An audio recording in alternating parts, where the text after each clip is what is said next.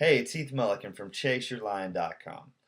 Last week, I had the opportunity to go to Wesleyan headquarters in Fishers, Indiana, to participate in Fuel 2010.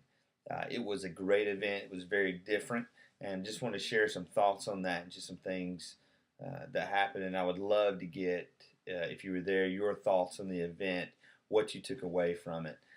It was different in the sense that we didn't have a typical worship band, and we haven't had what we've had before. We had the New City Band from Cleveland, Ohio.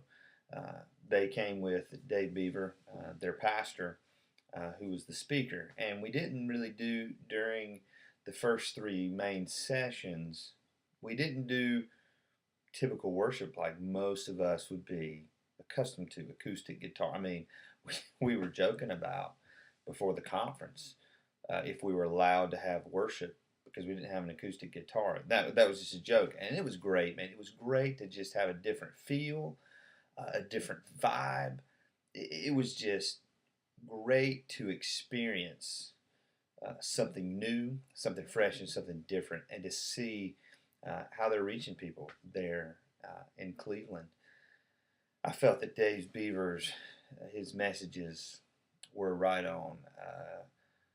We've gotten to know each other over the past year, and I appreciate his passion. I appreciate, he is just such a high energy guy, and I always just try to stay on him about, dude, are you getting some sleep? Are you getting rest? Are you chilling out? And I think he has just learned the art of somehow just going full speed at a breakneck pace up until the breaking point and maybe sometimes past that breaking point, but then doing something to restore his strength, and God honors his rest.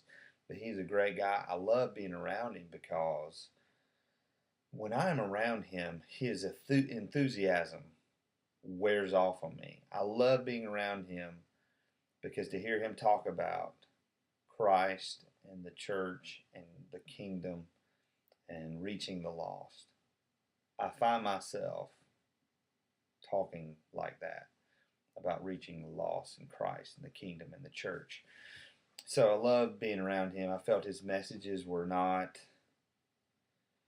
you know, typical, hey, go get them. It was really hard, in your face truth. It was stuff we needed to hear. It was stuff about, don't blame, your pastor for what's going on with you. Even if he has made bad mistakes and bad moves and he's not getting things done, that it was just really good, really positive. It was a great experience for me. As most of you know, I'm not a youth pastor anymore. But I still feel very much a strong part of the youth movement, and I want to be that guy. I want to be a pastor who not only encourages his youth pastor, but also is just an encourager to other youth pastors in the denomination. Somebody who just stands behind them, somebody who says, I believe in you. I believe that God has called you. God's uh, giving you a special, specific task for this day and age. I also had the opportunity to do the daylight spending time monologue, which I appreciate Scott Simmons asked me to do that. If you did not hear the story, that was actually written by a guy named Nick Thune and performed on the Jay Leno show. I want to give him full credit. I did not write that. I will be trying to write another one perhaps for the next one. It was great for me at Fuel because along with being an encourager there, I was appreciative of the opportunity to do some giveaways through the website chaseyourlion.com, and was able to get a lot of information, and a lot of people are going to be receiving our newsletter now. It was just a great time. It was a great time of reflection, of encouragement.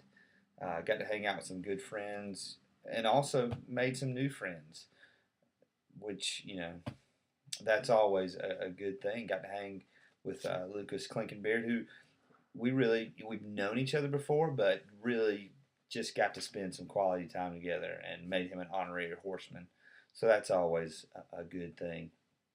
Uh, had the opportunity to pray with a couple of guys who were facing similar situations that I did, where you don't necessarily feel like you want to get out of youth ministry, but God's opening a door and He's showing you some things, and what do you do?